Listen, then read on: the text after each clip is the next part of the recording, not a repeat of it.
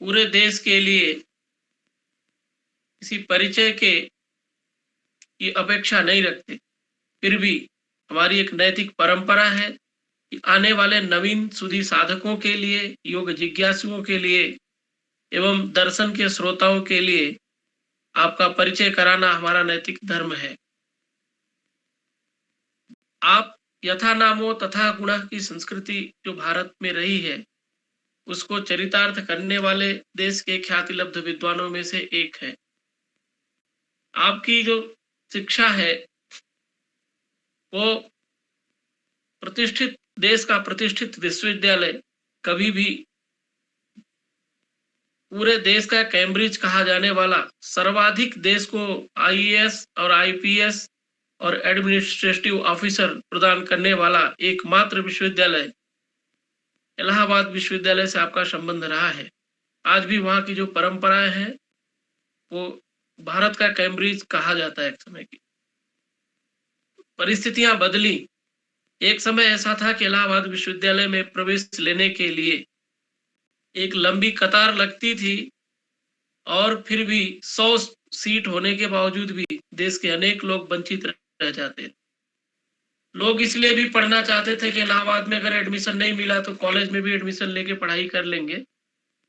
वहां पे चाय पीते पीते लोग आईएएस ऑफिसर बन जाते थे, उनको अतिरिक्त तैयारी की आवश्यकता ही नहीं होती थी। इस तरह का एक मित्र मंडली होता था।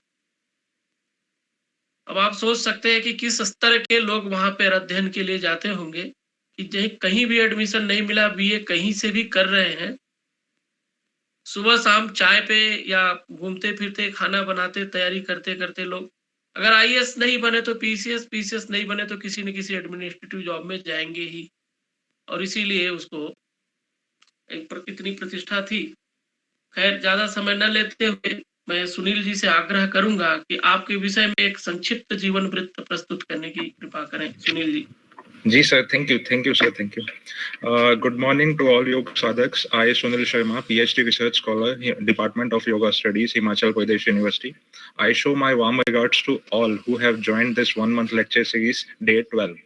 On the occasion of IDY 2021, Be with Yoga, Be at Home, organized by our Department of Yoga Studies, Himachal Pradesh University.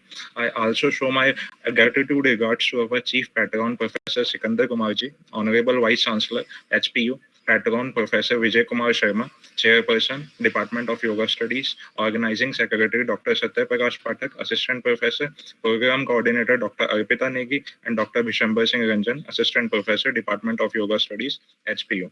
I also show my regards to our technical team members and program coordinators members as well. Welcome you all. I feel an honor and privilege to welcome our eminent guest speaker, Professor Anand Prakash Tripathi. Currently, he is a Director of Distance Education, Jain Vishwa Bharati Institute, deemed to be University, Ladanu, Rajasthan.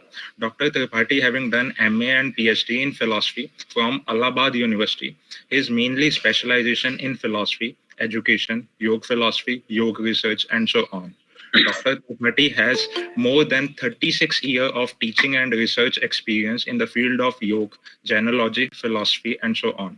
Dr. Tripathi has most significant administrative experience. He was a principal of Acharya Kalu Kalyan Mahavidyalaya 1998 to 1999.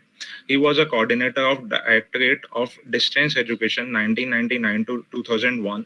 He was a member of Board of Management Jain Vishwa Bharati Institute Ladnu from 2001 to 2003 and 2015 to 2020.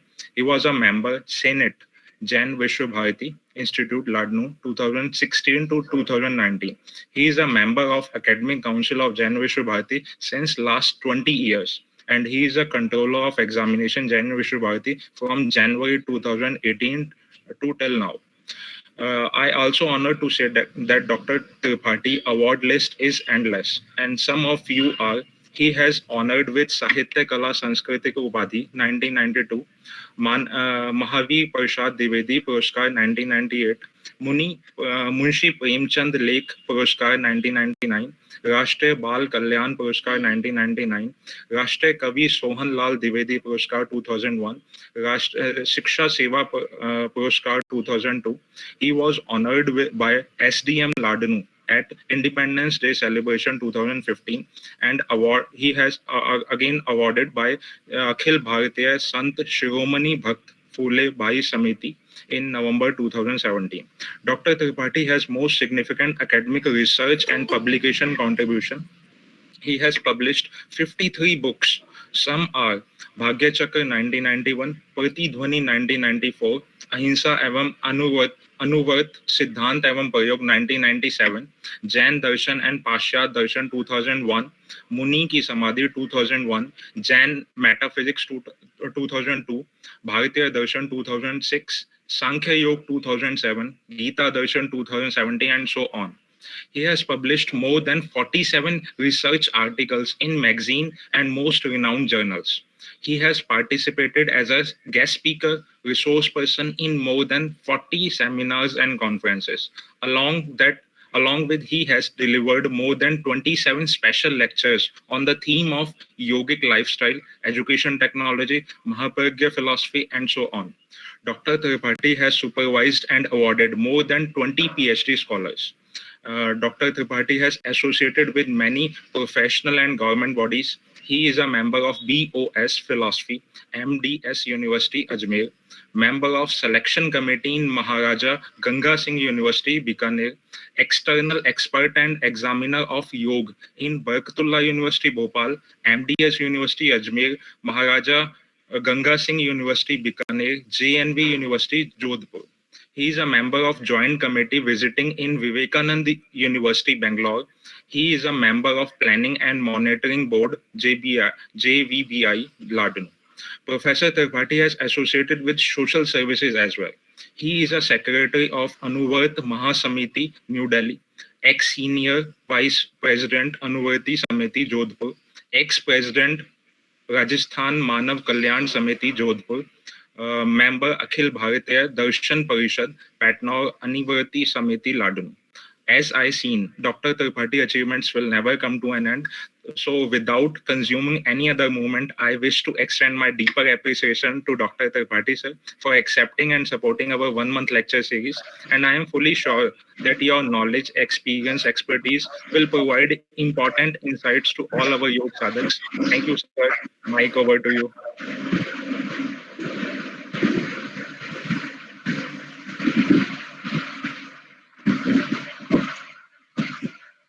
शुरू करना जी अज्ञान तिमिरांधानां ज्ञानांजन शलाकया चक्षुरुन्मीलितं येन तस्मै श्री गुरवे नमः ओम पूर्णमदः पूर्णमिदं पूर्णात् पूर्णमुदच्यते पूर्णस्य पूर्णमादाय पूर्णमेवावशिष्यते. Department of yoga and studies Himachal university के तत्वावधान में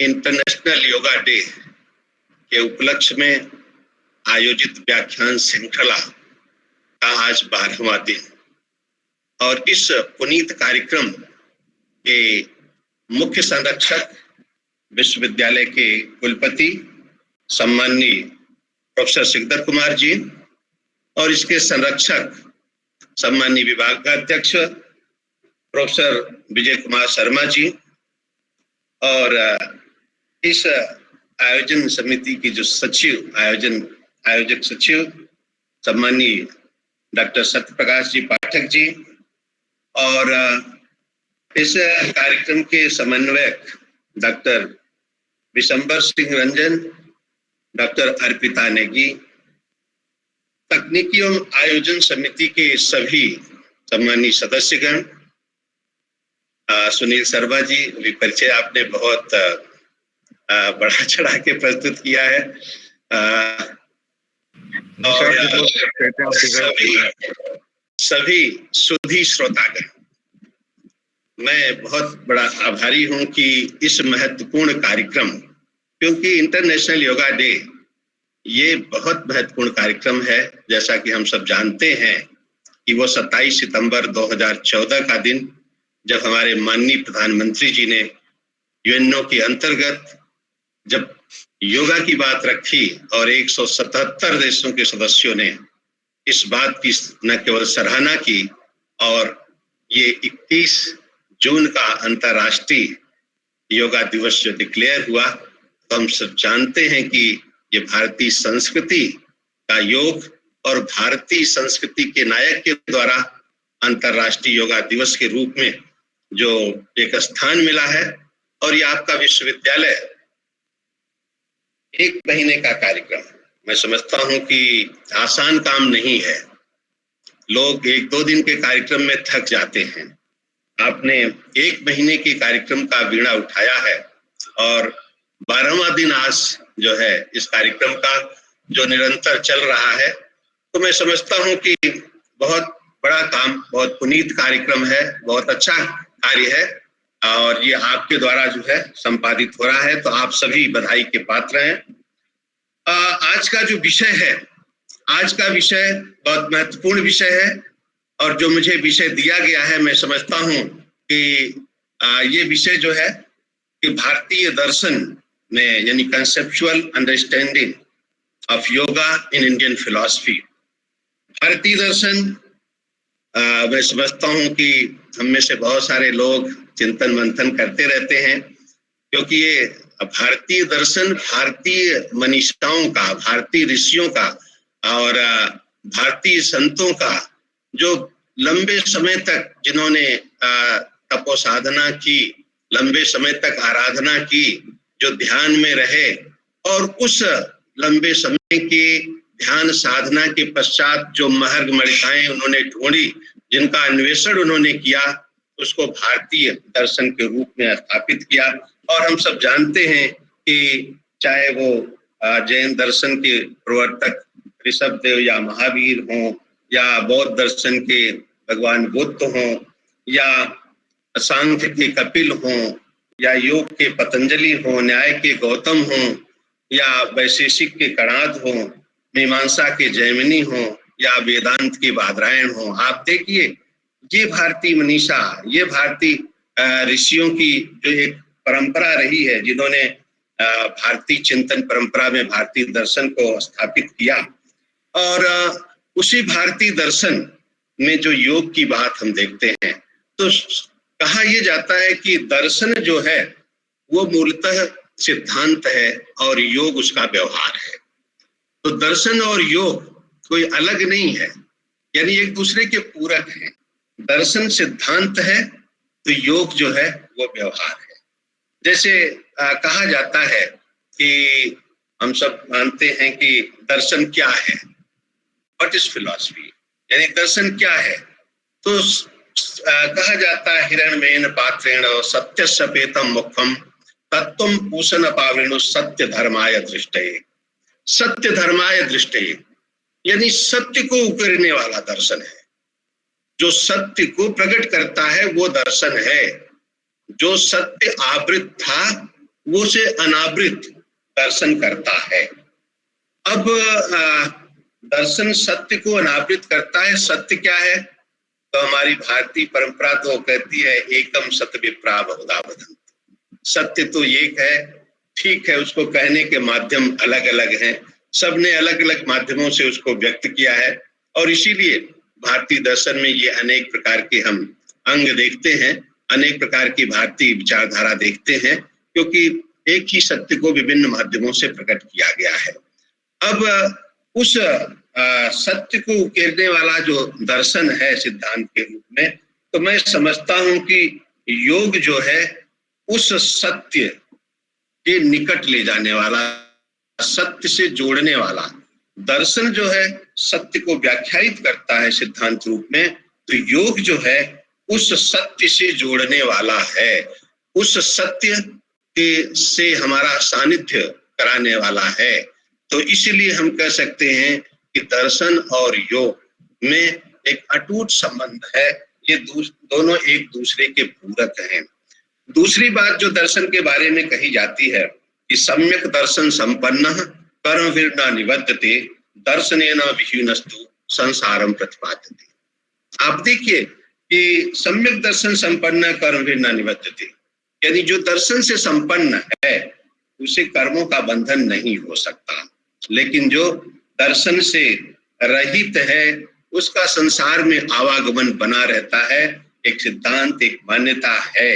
लेकिन अगर इस आवागमन को काटना है, संसार के आवागमन को काटना है, तो ये योग हमारा जो है एक प्रमुख साधन है। यानी व्यवहार में योग ही हमें उससे जोड़ता है। एक पाश्चात्य विचारक भी कहते हैं, philosophy is essentially an attempt to rise from sensuous to non sensuous. यानी दर्शन जो है हमें इंद्रिय से अतीन्द्रिय की ओर ले जाता है। ये एक सिद्धांत दर्शन हमें देता है इंद्रिय से अतीन्द्रिय की ओर जाने का। अब आप देखिए कि उस इंद्रिय से अतीन्द्रिय की ओर हमें व्यवहार रूप में योग ले जाता है। तो इस तरह से हम ये कह सकते हैं कि दर्शन और योग का एक अटूट संबंध है, एक दूसरे के पूरक हैं। अब हम विशेष रूप से आते हैं कि जो हमारा योग है, ये योग है क्या, योग किसे कहते हैं? तो मूल रूप में योग को जो परिभाषित किया जाता है उस रूप में कहा जाता है युजिर योगे युज समाधौ। एक है युजिर योगे, यानी ये जो व्याख्या है योग की, ये एक तरह से संबंध सूचक व्याख्या है, जो संबंध स्थापित करने की। युजिर योगे, योग करना, संबंध स्थापित करना, जोड़ना, मिलाना, ये एक व्याख्या है योग की। और दूसरा है युज समाधौ, यानी जो समाधि सूचक व्याख्या है कि योग जो है हमें निवृत्ति की ओर ले जाता है, तो समाधि की ओर ले जाता है। और समाधि जो एक तरह से असंप्रज्ञात समाधि की स्थिति है, वो पूर्ण निवृत्ति की समाधि है, जहां ध्याता ध्येय ध्यान की एक रूपता स्थापित हो जाती है। तो इस तरह से हम देखते हैं कि मूलतः ये योग के दो रूप हुए कि योग एक संबंध सूचक, समन्वय सूचक, जोड़ने की बात करता है, और एक जो है छोड़ने की बात करता है कि हमें क्या छोड़ना है। तो हमारी जो भारतीय दर्शन परंपरा है, ये दोनों रूप वहां प्रतिष्ठित हैं। दोनों रूप जो है हमें दृष्टिगोचर होते हैं, दोनों रूप हमें दिखलाई पड़ते हैं। तो जैसे जब हम मूलतः जब पतंजलि को पढ़ते हैं या पातंजल सूत्र को पढ़ते हैं, योग सूत्र को पढ़ते हैं, तो वहां योग को परिभाषित करते हुए कहा गया है योगश्चित्त वृत्ति निरोधः। योगश्चित्त वृत्ति निरोधः, चित्त की वृत्तियों का निरोध करना योग है। अब प्रश्न उठता है कि ये चित्त की वृत्तियां क्या है? चित्त की वृत्तियां यानी कहा गया है प्रमाण, विपर्य, विकल्प, निद्रा, स्मृतयः पंचवृत्तयः। ये 5 वृत्तियां हैं, प्रमाण, विपर्य, विकल्प, निद्रा और स्मृति। व्याख्याकार ये कहते हैं कि जैसे हम देखते हैं कि नदी है, नदी में तरंगे तरंगायित होती रहती हैं, तरंगे उठती रहती हैं, और हवा का जो वेग है उन तरंगों को मृद, मध्य और तीव्र बनाता है। वैसे ही हमारा चित्त जो है वो एक नदी की तरह है, और इस चित्त में बहुत सारे विचार प्रस्फुटित होते रहते हैं, विचारों का आवागमन होता रहता है, विचार आते हैं, और जो बहुत सारी वासनाएं उनको तीव्र करती हैं, मंद करती हैं, मध्यम करती हैं, उसी तरह से जैसे नदी में होता है। तो ये जो हमारे अंदर क्रोध, मान, माया, लोभ के भाव उत्पन्न होते हैं, तो एक तरह से ये कहा गया है कि ये जो तरह तरह के चित्त के व्यापार हैं, चित्त की वृत्तियां हैं, इनका निरोध बहुत जरूरी है। अब ये वृत्तियां वैसे तो यौगिक आचार्य जो है असंख्य मानते हैं, लेकिन उन असंख्य वृत्तियों को मुख्यतः 5 में समाहित कर दिया है। यानी जैसे असंख्य विचार मन में उत्पन्न होते हैं, नदी में जैसे असंख्य धाराएं प्रस्फुटित होती रहती हैं, तो वैसे ही हमारे चित्त रूपी नदी में भी वो असंख्य विचार उत्पन्न होते रहते हैं, अनेक प्रकार के व्यापार उत्पन्न होते रहते हैं। लेकिन हमारे मनीषा ने, खास तौर से पतंजलि ने, उसको 5 भागों में समेट दिया है, जिसे प्रमाण, विपर्य, विकल्प, निद्रा। मित्रों, ये जो 5 वृत्तियां हैं, अब आप देखिए प्रमाण वृत्ति, प्रमाण को भी एक प्रकार की वृत्ति माना गया है, जबकि हम जानते हैं कि प्रमायाः करणमिति प्रमाणम, यानी ज्ञान का जो साधन है वो प्रमाण है। और प्रमाण जो है पतंजलि 3 प्रकार के मानते हैं, प्रत्यक्ष अनुमानागमाः प्रमाणान, ये 3 प्रकार के प्रमाण हैं, प्रत्यक्ष, अनुमान और आगम। लेकिन आप ये देखिए कि पहले ये ज्ञान के साधन हैं और प्रत्यक्ष ज्ञान का, अनुमान और शब्द ज्ञान के साधन हैं, लेकिन एक प्रकार का व्यापार है जो हमें अगर ये चलता रहता है, चाहे हम प्रत्यक्ष ज्ञान कर रहे हों, चाहे अनुमान का ज्ञान कर रहे हों और चाहे शाब्दिक ज्ञान कर रहे हों, तो निश्चित रूप से जो है हम एक तरह से डाइवर्ट होते हैं उस योग साधना की तरफ से। तो अगर हमारे अंतर्गत अनेक प्रकार के विचार आते, चाहे वो प्रत्यक्ष से संबंधित हो, चाहे अनुमान से संबंधित हो, किसी को भी जानने का माध्यम हम बनते हैं, तो ये एक तरह से हमारी जो अंतरंगता है, हमारी जो एकाग्रता है, वो एकाग्रता वीक होती है, वो हम डाइवर्ट होते हैं, तो इसलिए वो योग में बाधक बनती है। तो इसलिए प्रमाण को भी एक प्रकार की वृत्ति माना गया है। दूसरी बात जो है विपर्य, विपर्यो मिथ्या ज्ञानम अतद्रूप प्रतिष्ठम। पतंजलि कहते हैं कि विपर्य मिथ्या ज्ञान है। ये मिथ्या ज्ञान, कोई उसे अविद्या कहता है, कोई उसे माया कहता है, जैसे शंकराचार्य ने माया कहा, माया, माया, मा माने जो नहीं है, या माने उसे स्थापित कर देना, यही माया है। पतंजलि कहते हैं कि विपर्यो मिथ्या ज्ञानम अतद रूपा प्रतिष्ठम, जो नहीं है उसको प्रतिष्ठित कर देना। जैसे हम लोग देखते हैं रात्रि में भ्रमण कर रहे हैं तो अचानक ये लगता है कि सांप दिखाई पड़ रहा है, लेकिन मूलतः वो सांप नहीं होता है, वो रस्सी का टुकड़ा होता है। और उस रस्सी के टुकड़े को हमने, यानी मूलतः वो रस्सी का टुकड़ा है, पर उसको हम सर्प समझ लेते हैं, और सर्प समझ के जो क्रियाएं करनी होती है, डरने की क्रिया और भागने की क्रिया, चिल्लाने की क्रिया, ये सब तो सर्प को देखने की क्रिया है, डरने, चिल्लाने और भागने की क्रिया। लेकिन हमने क्या किया, उस रस्सी को देख करके, क्यों रस्सी को देख करके? क्योंकि हमें मिथ्या ज्ञान हुआ, रस्सी को सर्प के रूप में हमने अधिष्ठित कर दिया, जबकि सर्प है नहीं। माँ, जो नहीं है उसको मान लेना, जो नहीं है अतद रूपा प्रतिष्ठम, जो नहीं है उसकी प्रतिष्ठा कर लेना। ये जो अज्ञानता है, ये अज्ञानता भी योग के प्रतिकूल है, यानी योग की दिशा में जो है बाधक बनता है। ये अज्ञानता, इस प्रकार की अज्ञानता भी नहीं होनी चाहिए। और इसीलिए आगे तो जब अविद्या की व्याख्या पतंजलि ने की, तो कई प्रकार की अविद्याएं होती हैं। जैसे हम नित्य को अनित्य समझ लेते हैं, जैसे हम अपवित्र को पवित्र समझ लेते हैं, और अनात्म को आत्म समझ लेते हैं, दुख को सुख समझ लेते हैं। ये सब अविद्या के रूप हैं। तो ये अविद्या जो है, यानी मूलतः विद्या तो वही है कि जो जैसा है वैसा मानना, पर हम अविद्या में जो नित्य है उसको अनित्य समझ लिया, दुख को सुख समझ लिया, अपवित्र को पवित्र समझ लिया, या अनात्म को आत्म समझ लिया। तो ये सब जो है मिथ्या ज्ञान है। तो ये मिथ्या ज्ञान भी बाधक है योग के लिए। तीसरा है विकल्प वृत्ति। पतंजलि कहते हैं शब्द ज्ञानानुपाति वस्तु शून्यो विकल्प है। ये विकल्प क्या है? विकल्प वृत्ति जो है शब्द ज्ञानानुपाति, कुछ चीजें जो शब्द के रूप में है लेकिन वस्तु के रूप में नहीं है, जो हमें यानी भ्रम देती है। तो ये जो विकल्प की स्थिति है, मुझे बहुत सुंदर एक पंक्ति याद आती, जो कवि ने सारी विकल्प वृत्तियों को एक जगह इकट्ठा कर दिया। अधिकांश विकल्प वृत्तियां जो हैं, मृग तृष्णाम भस्य स्नातः ख पुष्पकृत शेखरः एवं बंध्या सुतो याति सस श्रृंग धनुर्धरः।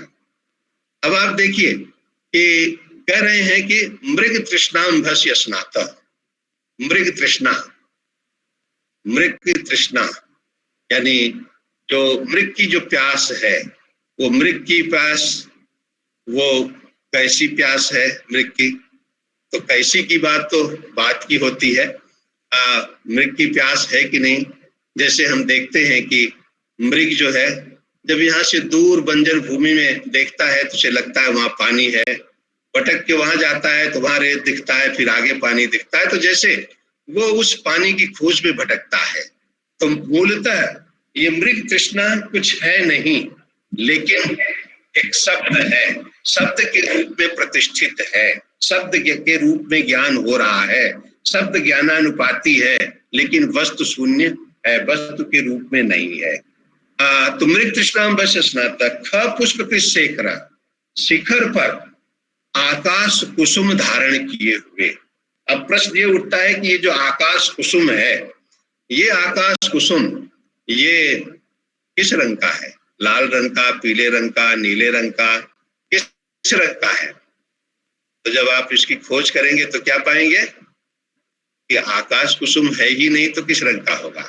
कोई अस्तित्व नहीं है, वस्तु के रूप में शून्य है, केवल शब्द के रूप में है आकाश कुसुम।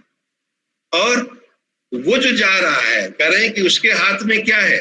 सश्रृंग धनुर्धर, यानी खरगोश की सींग का बना हुआ धनुष वो धारण किए हुए है। तो ये सश्रृंग यानी खरगोश की सींग कैसी होती है? छोटी होती है, लंबी होती है, मीडियम होती है? तो आप यही कहेंगे ना कि सश्रृंग भी नहीं होता, कुछ भी नहीं होता, सश्रृंग भी नहीं है, खरगोश की सींग कभी देखा नहीं है, आता ही नहीं है, तो देखेंगे कहां से? तो इसलिए यानी हाथ में खरगोश की सींग का बना हुआ धनुष धारण किए हुए एवं बंध्या सुतो याति। एक बार मैंने क्लास में बच्चों से पूछा कि बच्चों ये बताओ कि बंध्या पुत्र को अगर सीमा पर भेज दिया जाए तो क्या वो बहादुरी के साथ युद्ध लड़ सकता है? तो सब बच्चों ने कहा हाँ सर, वो तो बहुत बहादुरी से लड़ेगा, वो तो बहुत बहादुरी से लड़ेगा। तो ये कभी कभी ऐसे भी कॉमन सेंस नहीं हो पाते कि बंध्या सुत, अगर बंध्या ही है तो सुत कहाँ से? तो ये बंध्या सुत जो है, बंध्या पुत्र जो है, ये भी केवल शाब्दिक जाल है, शब्द ज्ञानानुपाती है, वस्तु के रूप में शून्य है।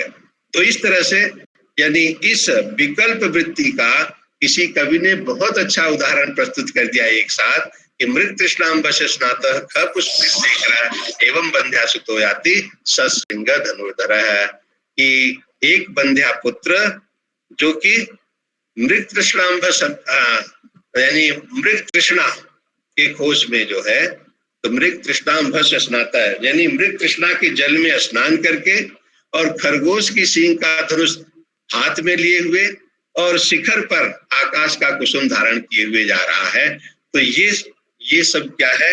ये विकल्प वृत्ति के उदाहरण हैं, जिससे ये पता चलता है कि विकल्प वृत्ति वास्तविक जहाँ यानी कुछ ऐसी चीजें होती जो शब्द के रूप में उत्पन्न होती है लेकिन वास्तविक रूप में नहीं होती, उसे विकल्प वृत्ति कहा गया है।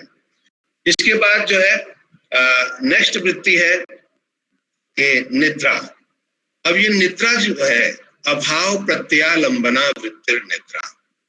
अगर हम अवस्थाओं का विभाजन करें तो प्राय 3 अवस्थाएं हम बनाते हैं, एक तो जागृत अवस्था, एक स्वप्नावस्था, एक सुषुप्तावस्था। ये 3 अवस्थाएं हैं, या तो हम जाग रहे हैं या स्वप्न देख रहे हैं और या तो हम सो रहे हैं। 3 प्रकार की अवस्थाएं। और कुछ लोग तो ये कहते नहीं 2 ही अवस्थाएं हैं, जागृत और सुषुप्ति 2 ही हैं, लेकिन कुछ लोग ये मानते हैं कि वो निद्रा की एक जो स्वप्न की एक अलग स्थिति भी मानते हैं। तो इसलिए परिभाषा जो की गई अभाव प्रत्यालंबना वृत्ति निद्रा, ये निद्रा वृत्ति क्या है? तो कह रहे हैं कि अगर जागृत और स्वप्न के अभाव के प्रत्यय का आलंबन करने वाली जो वृत्ति है वो निद्रा वृत्ति है। तो ये नींद जब लेते हैं तो तो इसका मतलब है कि न स्वप्न देख रहे हैं न जाग रहे हैं, ये दोनों बातें नहीं हो रही है। जब हम नींद ले रहे हैं न तो हम स्वप्न देख रहे हैं और न ही जाग रहे हैं, तो ये जो है निद्रा अवस्था, और ये निद्रा अवस्था जो है ये तो योग के लिए कहते हैं कि अभिशाप है। नींद जो है योग के लिए अभिशाप है। ऐसा माना जाता है कि भगवान महावीर ने जो 12 वर्ष की साधना काल, 12 वर्ष की जो तपस्या की थी, जो यौगिक पृष्ठभूमि रही 12 वर्ष की, तो उसमें कहा जाता है, आज हम उसको बहुत आश्चर्य मानते हैं कि उन्होंने केवल अंतर मुहूर्त की नींद ली। अंतर मुहूर्त यानी एक अंतर मुहूर्त जो है वो 48 मिनट कहलाता है। अब आप सोचिए कि 12 वर्ष के काल में 48 मिनट की नींद, यानी कभी 1 सेकंड, कभी आधे सेकंड, कभी इस तरह की नींद लेते लेते 12 वर्ष में ये कहा जाता है कि उन्होंने अंतर मुहूर्त की नींद ली और इस तरह से वो अपनी साधना में सफल हुए। तो ये माना जाता है कि नींद पर विजय प्राप्त करना जरूरी है एक योग साधक के लिए, यानी एक योगी के लिए जो योग साधना में रत है, वो नींद पर विजय प्राप्त करना जरूरी है। अन्यथा निद्रा जो है वो उसके लिए बाधक बनती है एक वृत्ति के रूप में, यानी तो वो चित्त की वृत्ति के रूप में बाधक बनती है। और अंतिम जो है वो है 5वीं वृत्ति जो है वो है स्मृति वृत्ति। स्मृति जो है पतंजलि तो ये कहते हैं कि अनुभूत विषया संप्रमोषा स्मृति, यानी अनुभव किए गए विषय को न चुराना, प्रकट कर देना, ये स्मृति है। मुसधात चोरी अर्थ में है कि अनुभव किए गए विषय को न चुराना, यानी प्रकट कर देना स्मृति है। अब स्मृति जो है हमें कभी सुखद भी होती है, कभी दुखद भी होती है। ये कोरोना काल चल रहा है, अभी तो मुझे लगता है कि सबको दुखद ही अनुभूति हो रही होगी, स्मृति दुखद ही हो रही होगी। चारों तरफ जो है एक हाहाकार की स्थिति है कोरोना काल में, तो अभी प्राय स्मृतियां जो है वो दुखद ही हो रही हैं। यानी किसी के परिवार में, किसी के भाई बंधु में, परिजन में, दोस्तों में, या कहीं भी समाज में, तो ये कोई न कोई जो हृदय विदारक मौत की स्थिति देखने को, सुनने को मिल रही है। तो ये जो है दुखद स्मृति है। लेकिन पतंजलि कह रहे हैं स्मृति चाहे दुखद हो या सुखद हो। जैसे अगर कोई आपको सोने की जंजीर में बांधे या कोई लोहे की जंजीर में बांधे, तो ऐसा तो नहीं होगा कि सोने की जंजीर में अगर आप बंधे हैं तो आप प्रसन्न होंगे और लोहे की जंजीर में बंधे हैं तो दुखी होंगे, ऐसा तो नहीं होगा। बंधन तो बंधन है, चाहे सोने की जंजीर में हो चाहे वो लोहे की जंजीर में हो।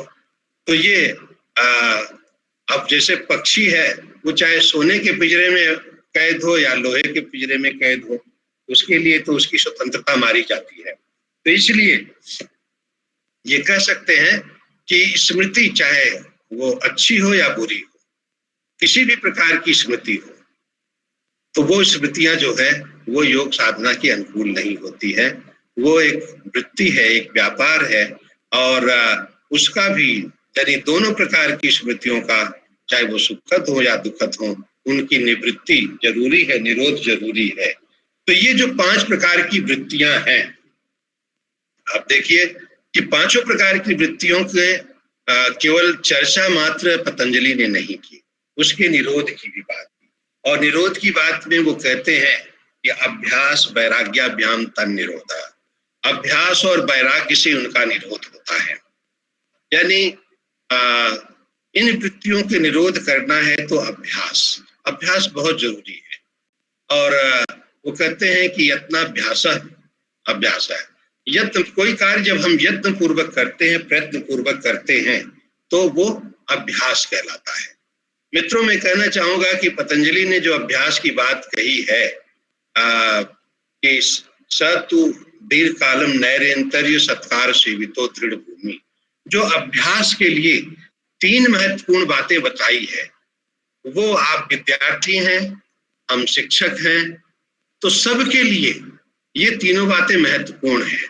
मुझे लगता है ठीक है, योग साधना में पंचवृत्तियों के निरोध के लिए उन्होंने बतलाई है, लेकिन मैं मानता हूं कि आप कोई भी काम करने चले, आपका सपना है अगर आईएएस बनना, आईएएस बनने के लिए भी जो आपको अभ्यास करना है, उसमें भी ये दीर्घकाल, निरंतर और सत्कार सेवित हो, ये जो 3 लक्षण, 3 गुण बतलाए हैं कि एक तो है कि आपका अभ्यास जो है वो दीर्घकाल का होना चाहिए,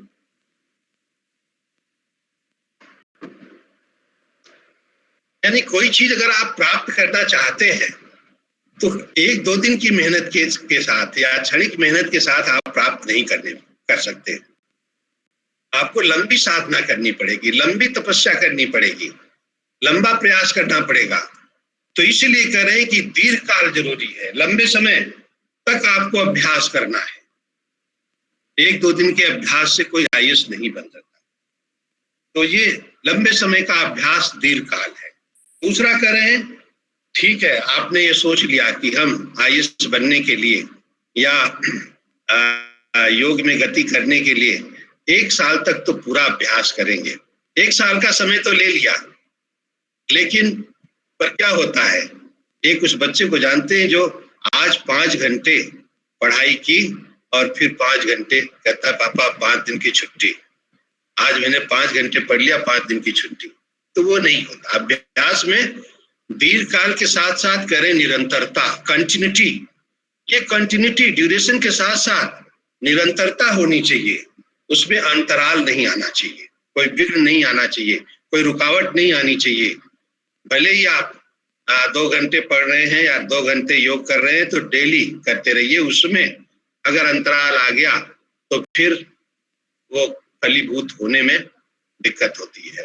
तो इसलिए दूसरी बात जो पतंजलि ने कही कि दीर्घकाल के साथ साथ निरंतरता, लेकिन दोनों बातें आपने अपना ली कि हम अभ्यास करेंगे, लंबे समय का अभ्यास करेंगे और निरंतर करेंगे, लेकिन एक तीसरी बात और बनती है, सत्कार सेवितों की, सत्कार सेवितों की।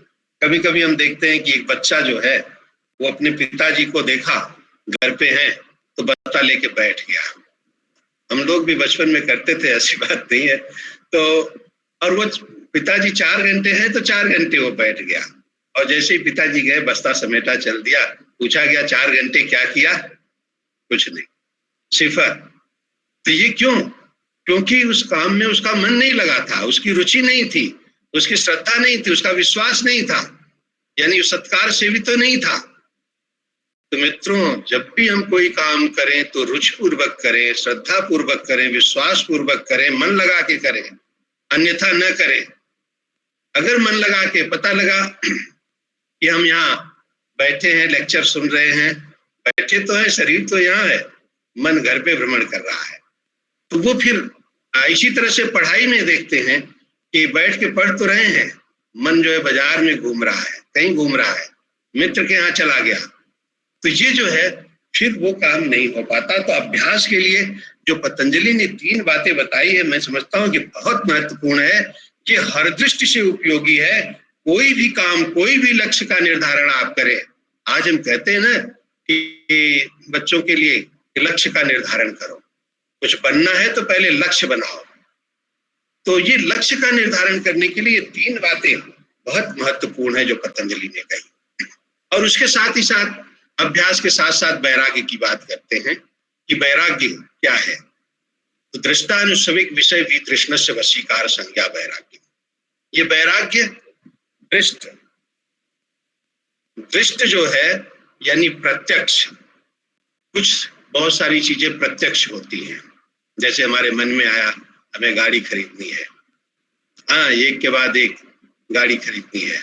अभी तो मैंने सोचा आल्टो खरीद लें, फिर सोचा नहीं स्विफ्ट डिजायर खरीद लें, और फिर अब तो क्या है BMW गाड़ी खरीद लें, या बढ़ता जाता है। क्यों?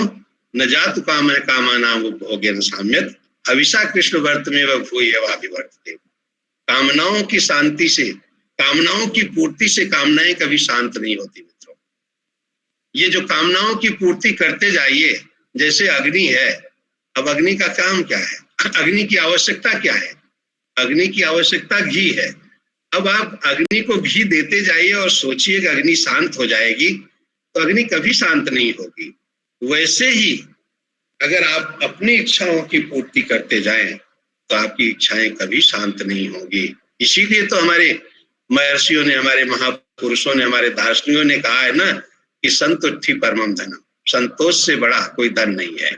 संतोष होना चाहिए, यानी जितना प्राप्त हो गया, जितना हमारी मेहनत से प्राप्त हो गया, उस पर संतोष रखना चाहिए। नहीं तो हम भटकते रहेंगे और जो कुछ पाए हैं उसका भी उपभोग नहीं कर पाएंगे। तो ये जो है तो ऐसे ही जो दृष्ट विषय हैं, दृष्ट विषय चाहे संपत्ति हो, चल संपत्ति हो, अचल संपत्ति हो, पद हो, यश हो, ये सब जो दृष्ट दिखलाई पड़ रहे हैं, सत्ता हो, ये सब दृष्ट विषय हैं। और अनुश्रविक विषय क्या है? स्वर्ग कामो अजीत, यानी स्वर्ग जो है यज्ञ से मिलता है, इसलिए स्वर्ग के लिए यज्ञ करना चाहिए। और यज्ञ करके जब हम जाएंगे, वहां जाएंगे, तो फिर वहां का हम सुख, यानी स्वर्ग का वासी होने का सुख, स्वर्ग के राजा होने का सुख, स्वर्ग में अप्सरा का सुख, यानी ये सब सुख जो है, ये क्या है? ये है अनुश्रविक सुख। ये सब अनुश्रविक सुख है।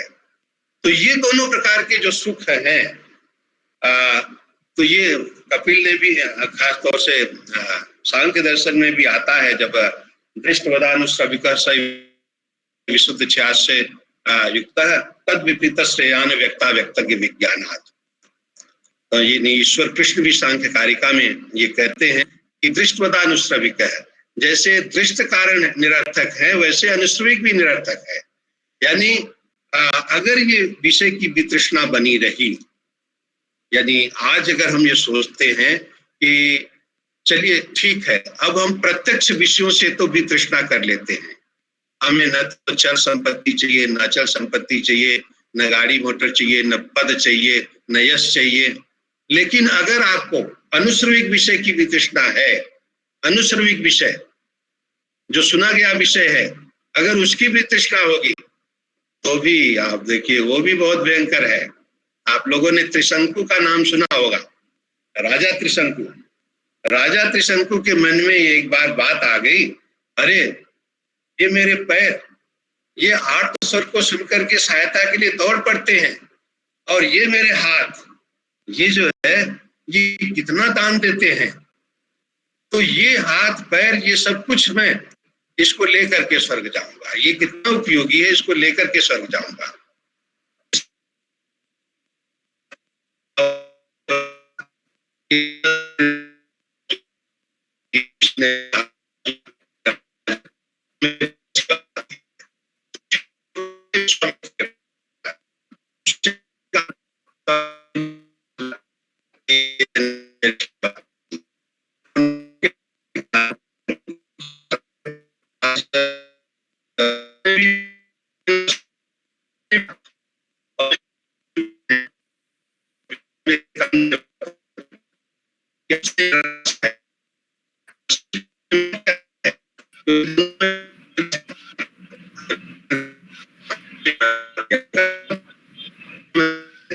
सर आपकी आवाज थोड़ी डिस्टर्ब हो गई है। त्रिपाठी सर आपके नेटवर्क में थोड़ा सा प्रॉब्लम।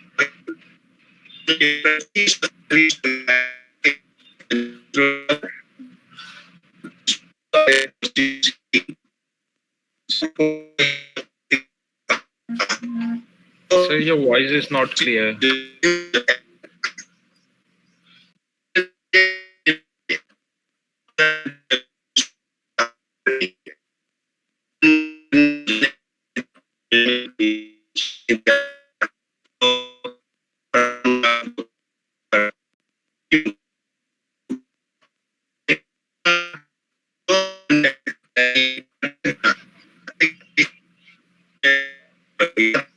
एक बार दोबारा रिज्वाइन कराओ। ठीक है सर, ठीक है।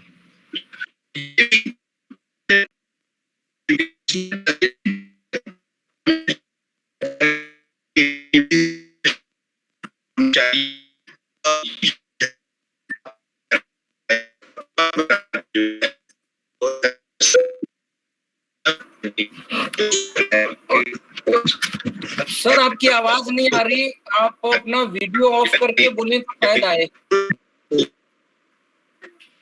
आवाज क्लियर नहीं हो रही है। रिज्वाइन कराइए सर।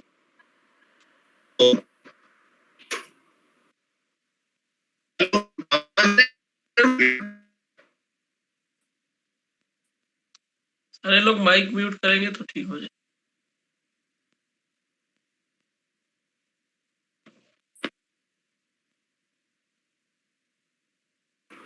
सर को बोलना है कि अपना वीडियो ऑफ कर दें, केवल माइक ऑन रखें तो शायद ठीक आएगी आवाज। नहीं, माइक तो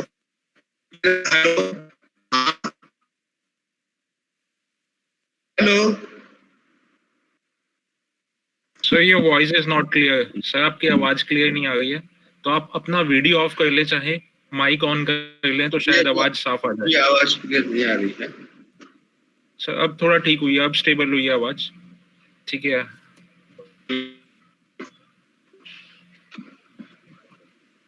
हाँ, अब ठीक आ रही क्या? हाँ जी, हेलो? हाँ जी हाँ। सर। तो इस तरह से हम देखते हैं कि जो पतंजलि ने ये कहा कि योगश्चित्त वृत्ति निरोध है, और उसके बारे में हम लोगों ने ये देखा। अब आप अगर गीता से तो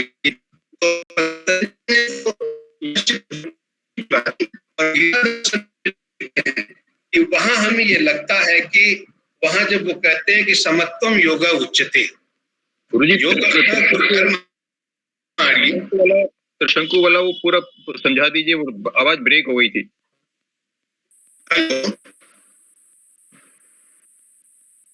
हेलो। हाँ जी सर, आ रही है, आवाज आ रही है। योगस्थ कुर्कर्माणि संगम त्यक्त्वा धनंजयः जो समत्वम योगोच्यते। ये जो समता योग की बात थी, अभी हम लोग देख रहे थे कि पतंजलि ने तो वृत्तियों के निरोध की बात की, यानी निवृत्ति की बात की। अब यहाँ जो है समता को योग कहा गया है। योग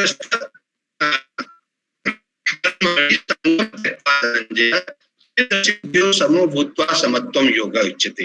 एक योगी के लिए सम होना बहुत जरूरी है, समता की बात बहुत जरूरी है। और समता किस चीज की? देखिए, करता है, सर्दी हो, गर्मी हो, यानी बरसात हो, धूप हो, छाया हो, वो परवाह नहीं करता। अभी तो हम पाते हैं कि वाल्मीकि जो साथ कर रहे थे, तो चींटियों ने घर बना लिया, चींटियों ने घर बना लिया और उसी से उनका नाम वाल्मीकि सार्थक हुआ। और जब बाहुबली ने साधना शुरू की तो कहते हैं कि लताओं को आश्रय चाहिए, तो उनका जो विशाल शरीर है वो उसका आश्रय बन गया। तो ये जो है समता योग, चाहे सिद्धि का हो, असिद्धि का हो, या सुख की स्थिति हो, दुख की स्थिति हो, हर स्थिति में सम रहना, ये जो है यही समता योग है। मुझे ध्यान आ रहा है कालिदास की वो पंक्ति, जब कालिदास ये कहते हैं विज्ञान शाकुंतल में, नाम आविष्कृतम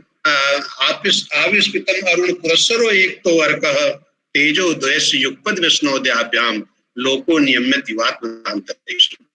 कालिदास मानवता को समझा रहे हैं, कि सब इंसान को समझा रहे हैं कि देखो कि ये स्थिति तो सूर्य चंद्रमा को भी हो रही है। सूर्य भी प्रातः काल जो है अपने सारथी अरुण को आगे किए निकलता है और शाम को अस्त हो जाता है, और इसी तरह से चंद्रमा का भी आगमन होता है और चला जाता है। यानी ये उदय और अस्त के दो ये महान विभूतियां भी असंक्रांत हैं। लेकिन ऐसा नहीं होता कि सूर्य जब शाम को अस्त होता है तो वो निराश हो जाता है और अगले दिन उदय होना ही छोड़ देता है, बल्कि उसी प्रकाशता के साथ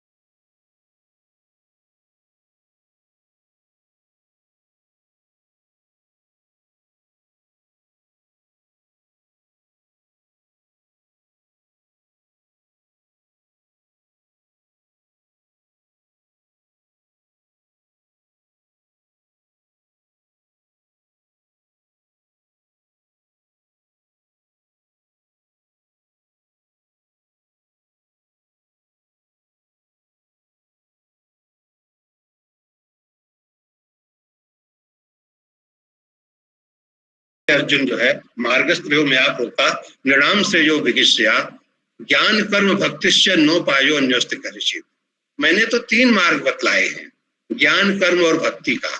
तो यहाँ ज्ञान मार्ग भी है, ज्ञान योग भी है, कर्म योग भी है, भक्ति योग भी है, तीनों प्रकार के योग हैं और व्यक्ति अपनी रुचि के अनुसार इनमें से किसी भी को अपना करके आगे बढ़ सकता है। तो एक तरह से ये कह सकते हैं कि, और दूसरी तरह इसीलिए भगवान कृष्ण और भी कहते हैं कि नमे पार्थास्ति कर्तव्यम त्रिश्लोकेषु किंचन नानवाप्तम आप्तव्यम वर्त्यो च कर्म। यानी मैं कर्म योग कर रहा हूं लेकिन मुझे किसी प्राप्ति की अपेक्षा नहीं है। अब आप देखिए संदेश दे रहे हैं वही कि मैं सकाम कर्म नहीं कर रहा हूं, मुझे तो सब कुछ प्राप्त हो गया है फिर भी मैं कर्म कर रहा हूं। तो एक तरह से ये निष्काम भाव से कर्म कर रहा हूं, वर्त्यो च कर्म, फिर भी कर्म कर रहा हूं क्योंकि मेरे लिए कुछ शेष नहीं है प्राप्ति करने के लिए। तो ये प्रत्येक व्यक्ति को निष्काम भाव से कर्म करना चाहिए। यानी इसका मतलब ये नहीं कि गीता हमें जो है निरुद्देश्य कार्य करने की प्रेरणा दे रही है, ऐसा मतलब बिल्कुल नहीं सोचना चाहिए कि गीता हमें निरुद्देश्य कार्य करने की प्रेरणा दे रही है, बल्कि गीता आपको ये कह रही है कि आप अपने फल में आसक्त न हो जाएं कि काम करना ही छोड़ दें या काम करने में डाइवर्ट हो जाएं, ऐसा नहीं करना चाहिए। तो इसलिए ये कर्म योग की बात भी गीता में कही गई है, ज्ञान योग की बात भी कही गई है, भक्ति योग की भी बात कही गई है कि सर्वधर्मान् परित्यज्य मामेकं शरणं व्रज अहं त्वां सर्वपापेभ्यो मोक्षयिष्यामि मा शुचः। तो ये जो त्रिमार्ग जो है देखते हैं, जैन दर्शन में इसे जो है त्रिरत्न कहा गया है। जैन दर्शन में त्रिरत्न सम्यक दर्शन ज्ञान चारित्राणि मोक्ष मार्ग के रूप में ये त्रिरत्न जैन दर्शन में भी हम देखते हैं। और जैन दर्शन में जहां तक योग की बात है तो मोक्षेण जोय माणो जोगो, यानी जो हमें मोक्ष की ओर ले जाता है। हरिभद्र शौरी कहते हैं कि योग मोक्ष की ओर ले जाने वाला माध्यम है। और जो मोक्ष क्या है तो वही है कि यानी जो जीव और अजीव का एक रूप हो जाना, यानी आत्मा का परमात्मा रूप हो जाना, यानी आत्मा का विशुद्ध रूप हो जाना, यही मोक्ष है जिसे आचार्य शंकर कहते हैं इदम तु पारमार्थिकम कूटस्थम नित्यम व्योम सर्वव्यापी सर्वक्रिया रहितम नित्य तिप्तम स्वयं ज्योतिष स्वभावम तद एतद अशरीरत्वम मोक्षाख्यम। ये जो मोक्ष है कह रहे हैं कि ये बिल्कुल पारमार्थिक है, कूटस्थ है, नित्य है और व्योम व सर्वव्यापी आकाश की तरह सर्वव्यापक है। और कह रहे हैं कि ये ज्योतिवत है, प्रकाश स्वरूप है और ये अशरीरी है। तो इस तरह से यानी शंकराचार्य ने भी जो ये कहा कि ब्रह्म सत्यम जगन मिथ्या जीवो ब्रह्मैव नापरः। तो आप देखिए जीवो ब्रह्मैव नापरः, जो हम संबंध की बात कर रहे हैं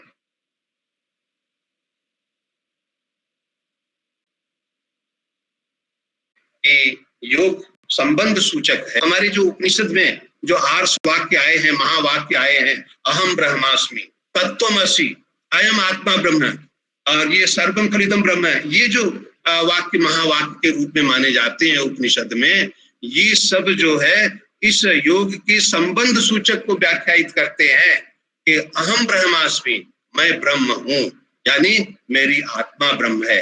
आत्मा और ब्रह्म का, आत्मा और परमात्मा का संबंध होना, ये जो है तत्त्वम असि, यानी तत्त्वम असि, वह तुम हो। तो ये जो है यानी आत्मा का ब्रह्म रूप में होना, अयम आत्मा ब्रह्म है, यह आत्मा ही ब्रह्म है। तो ये जो में जो है वो संबंध है, यदि आत्मा और परमात्मा के संबंध की बात हमें उपनिषदों में मिलती है। और शंकराचार्य ने जब कहा ब्रह्म सत्यम जगन मिथ्या जीवो ब्रह्म नापरः, जीव ब्रह्म यानी जीव और ब्रह्म जो है ये अलग अलग नहीं है, ये दोनों एक है। तो इस तरह से जीव ब्रह्म नापरः के रूप में भी हम देखते हैं संबंध सूचक। इसी तरह से बौद्ध दर्शन में समाधि योगश्च, योग को समाधि रूप में माना गया है बौद्ध में। और वहां भी हम देखते हैं कि योग के अंग के रूप में प्राणायाम, प्रत्याहार, ध्यान, अनुस्मृति और समाधि, ये अष्टांग बौद्ध दर्शन में भी देखने को मिलते हैं। और जैसे अष्टांग योग हम पतंजलि में देखते हैं, नियम, आसन, प्राणायाम, धारणा, ध्यान, समाधि, तो उसी तरह से हम ये एक अष्टांग योग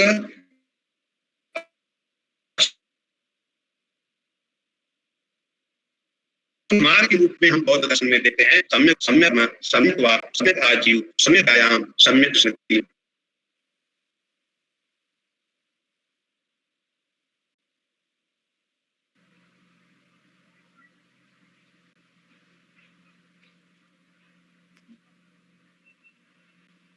रील अगेन ज्वाइन कराओ सर को। जी सर बोलो। म्यूट करके ज्वाइन कराओ।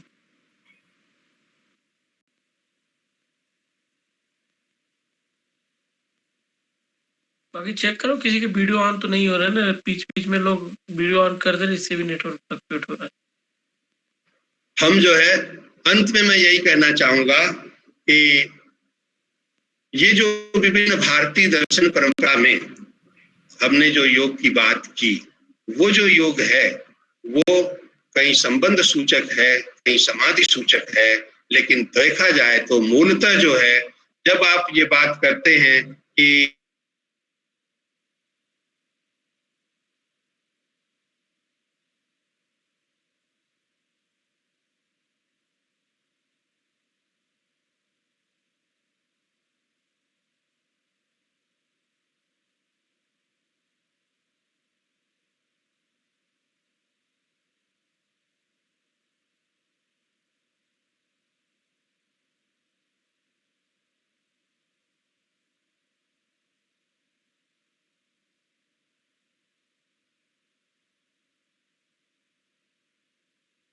के बारे में भारतीय दर्शनों में शब्द के रूप में अलग अलग बातें हो सकती है, लेकिन निहितार्थ, फलितार्थ एक जैसा ही है। और सभी ये मानते हैं कि हमें यदि योग का लक्ष्य समाधि है, हमें मोक्ष की प्राप्ति है, तो इस तरह से विभिन्न भारतीय दर्शनों का लक्ष्य भी है मोक्ष की प्राप्ति। तो मैं समझता हूँ कि योग साधना में रस साधक गणों को इसी दिशा में आगे बढ़ने का प्रयत्न करते रहना चाहिए। मैं बहुत आभारी हूँ कि मुझे आपने इतने बड़े महत्वपूर्ण कार्यक्रम में मुझे अवसर दिया और अपनी बात को प्रस्तुत करने का खूब अवसर दिया, तो मैं बहुत बहुत आभारी हूँ। हृदय से डॉक्टर सत्यप्रकाश पाठक जी के प्रति बहुत बहुत आभार व्यक्त करना चाहूंगा कि आपने मुझे कल दोपहर में, मुझे लगता है कि लगभग 2 बजे के आसपास निवेदन किया था, और इतने महत्वपूर्ण कार्यक्रम के लिए तो मैं आपके प्रति, आपके कुलपति के प्रति, आपके विभागाध्यक्ष के प्रति और संपूर्ण आयोजन समिति के प्रति बहुत आभार व्यक्त करना चाहता हूं। और खास तौर से सुधी श्रोताओं को कि उन्होंने बड़े मन लगा करके, कहते हैं पिन ड्रॉप साइलेंस के साथ आपने मेरी बात को सुना है, तो सभी के प्रति बहुत बहुत आभार, बहुत बहुत धन्यवाद। धन्यवाद। Session is open for question answer. Anyone want to ask any question? So session is open for question answer. Please ask.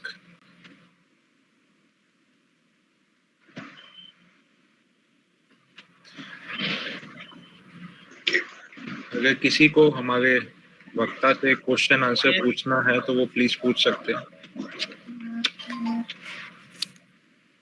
Ji sir.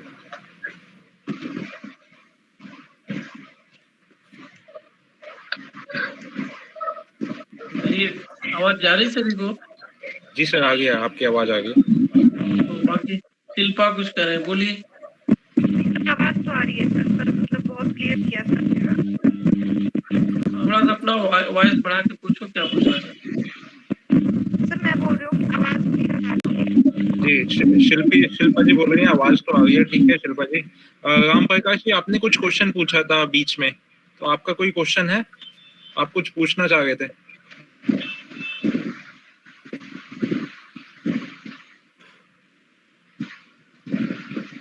Ram Prakash ji कुछ पूछना चाह रहे थे ना? वो शंकु का प्रसंग बीच में बहुत कट गया था और वो मेरे लिए बहुत इंपॉर्टेंट था, बस उसी के बारे में जानने की इच्छा थी। धन्यवाद। अच्छा। Okay okay okay. सर वो जो त्रिशंकु के बारे में आप कथा कर रहे थे उस समय नेटवर्क थोड़ा कमजोर था।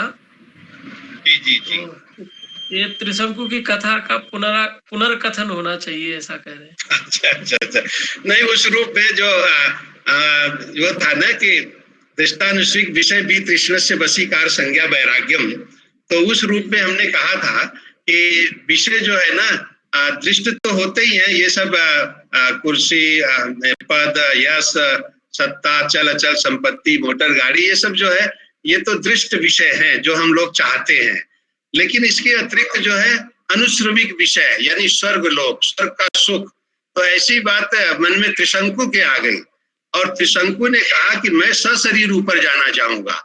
मैं ये हाथ पैर जो करुण क्रंदन सुन करके सहायता के लिए मचल पड़ते हैं, ये हमारे लिए इतने उपयोगी है कि इनको छोड़ के नहीं जाऊंगा।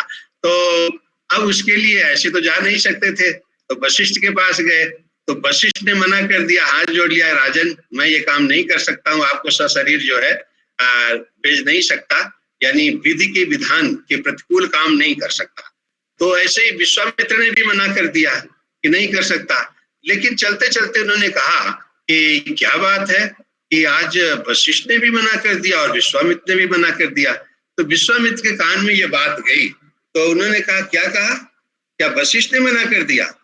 कहा हाँ वशिष्ठ ने मना कर दिया। और वशिष्ठ और विश्वामित्र की प्रतिद्वंदिता बहुत समय पहले की भी रही है कि आप जानते होंगे कि राजा से वो ऋषि भी इसीलिए बने थे कि जब राजा के रूप में जंगल में गए और कहते थे दिग्बलम क्षत्रि बलम ब्रह्म तेजो बलम बलम एकेन ब्रह्म दंडेन सर्वस्त्राणि विनाशयति, कि वशिष्ठ ने एक दंडा गाड़ दिया मंत्र पढ़ करके और उस समय उनकी सारी सेना परास्त हो गई थी, लेकिन उस कामधेनु गाय नहीं ले सकी थी। तो ये प्रतिद्वंदिता थी उनमें। तो कहा ठीक है, आज अच्छा अवसर है, मैं जो है करूंगा। तो उन्होंने फिर वही यज्ञ के धुएं से ऊपर भेजना शुरू किया और हम सब जानते हैं कि विधि के विधान के प्रतिकूल कोई काम होता है ताकि स्वर्ग में इंद्र ऐसे थोड़े बैठे हैं। तो उन्होंने कहा मैं इनको ऊपर नहीं आने दूंगा सशरीर। और फिर विश्वामित्र ने कहा मैं नीचे नहीं गिरने दूंगा। तो कहते हैं कि वो त्रिशंकु बीच में लटक गए और ये एक आज उदाहरण बन गया। हम कहते हैं ना क्यों जब कोई मन स्थिति ठीक नहीं होती किसी की अनिश्चय की स्थिति, कहते हैं क्यों त्रिशंकु की स्थिति में हो, यानी क्यों जो है न इधर न उधर। तो वो उदाहरण जो है हमने दिया था कि ये जो है अनुश्रविक विषय के रूप में, कि वो स्वर्ग जो अनुश्रविक विषय वो सशरीर जाना चाहते थे। जी आजकल सर चुनाव में 3 पार्टियों को किसी को बहुमत न मिले तो भी त्रिशंकु हो जाता है विधानसभा। वही कह रहे हैं, त्रिशंकु एक मुहावरा बन गया, उदाहरण बन गया जो है। जी जी जी। और तभी से जो है जी जी। अन्य कोई है? देखिए सुनील संतोष सर, अगर संतोष बहुत जल्दी आ जाएगा तो सर हमारा जो सेल्फ ग्रोथ का प्रोसेस है वो रुक नहीं जाएगा। मतलब जो हमारा, अगर हम डिजायर ही खत्म कर देंगे अपने अंदर तो सर हमारी ग्रोथ कहीं ना कहीं रुक नहीं जाएगी। हाँ देखिए, बहुत अच्छा क्वेश्चन आपने किया है। डिजायर खत्म करने की बात नहीं कही जा रही है, यानी जो हम अनलिमिटेड डिजायर करते हैं ना, स्वच्छंदता। देखिए 2 शब्द हैं, एक स्वच्छंदता एक स्वतंत्रता, ये 2 शब्द हैं। और प्राय लोग जो है स्वच्छंदता को स्वतंत्रता कह करके वो कहते हैं हमारी स्वतंत्रता बाधित की जा रही है। आपकी स्वतंत्रता है, लेकिन आप जो है यदि बीच सड़क में, जैसे अभी देखा जा रहा है ना कि बीच सड़क में खोद करके और हम जो है वहां बैठ जाएं कि हम तो स्वतंत्र हैं। हमारे आचार्य महाप्रज्ञ जी कहा करते थे कि जब एक ट्रक ड्राइवर जो है जा रहा था, सामने एक महिला मिली तो कहा हट जाओ, कहा नहीं मैं तो पूरी स्वतंत्र हूँ इस सड़क पे घूमने के लिए। तब उस ट्रक ड्राइवर ने कहा हाँ मैं भी स्वतंत्र हूँ कि मैं आपके ऊपर गाड़ी चढ़ा दूं। तो इसका मतलब ये नहीं कि स्वतंत्रता को स्वच्छंदता ना बने। इसी तरह से डिजायर जो है, ये डिजायर जो है यानी इस पर अपना नियंत्रण होना चाहिए। अनियंत्रित डिजायर नहीं होनी चाहिए। अनियंत्रित डिजायर अगर होगी तो आप ये मान के चलिए कि कभी भी सुख की अनुभूति नहीं कर पाएंगे। तभी तो कहते हैं कि 2 चीजें हैं, आपने एक इच्छा की, उसकी पूर्ति हुई, अब उसकी पूर्ति हुई। जैसे हम 3 मंजिला मकान में रह रहे हैं, हमारे लिए पर्याप्त है, 2, 3, 4 लोगों का परिवार है, रह रहे हैं। सामने जिस दिन 4 मंजिला का मकान बन गया, उस दिन से आप देखिए, अब तक आप खूब सुखी थे, लेकिन जिस दिन 4 मंजिला का मकान बन गया, अब आप दुखी होना शुरू हो गए। तो ये नहीं कि अब आपकी डिजायर हो जाए कि हम 4 मंजिला मकान बना लें, ऐसा नहीं होना चाहिए। तो ये जो है ना, ये जो अनियंत्रित डिजायर है, ये आपके कष्ट का कारण, ये दुख का कारण बनती है। इसका मतलब ये नहीं कि आपके प्रगति में डिजायर को निरुद्ध करने की बात की जा रही है। अब रही बात, ये जो डिजायर है, ये तो जो भी डिजायर है, ये तो सांसारिक डिजायर है। लेकिन जब आप अब योग की दिशा में जा रहे हैं, तो जैसे हमने कहा ना कि जंजीर चाहे सोने की हो चाहे लोहे की हो, आखिर जब आप उसमें बंधे रहेंगे तो बंधन तो एक ही समान प्रतीत होगा ना। तो इसलिए योग में आपको बंधन को काटना है, उस डिजायर को काटना है, उसके निवृत्ति करनी है। तो वहां जो है, वहां आपकी डिजायर उस दिशा में होगी कि कितना हम जो है परमात्मा के निकट जाएं। ये नहीं कि सांसारिक डिजायर नहीं होगी, वहां आपको आत्मा को परमात्मा से जोड़ने जो संबंध है, युजिर योगे उस दिशा में, या युज समाधव समाधि की दिशा में जाएं, या निजी स्थिति होगी। Yes, clear?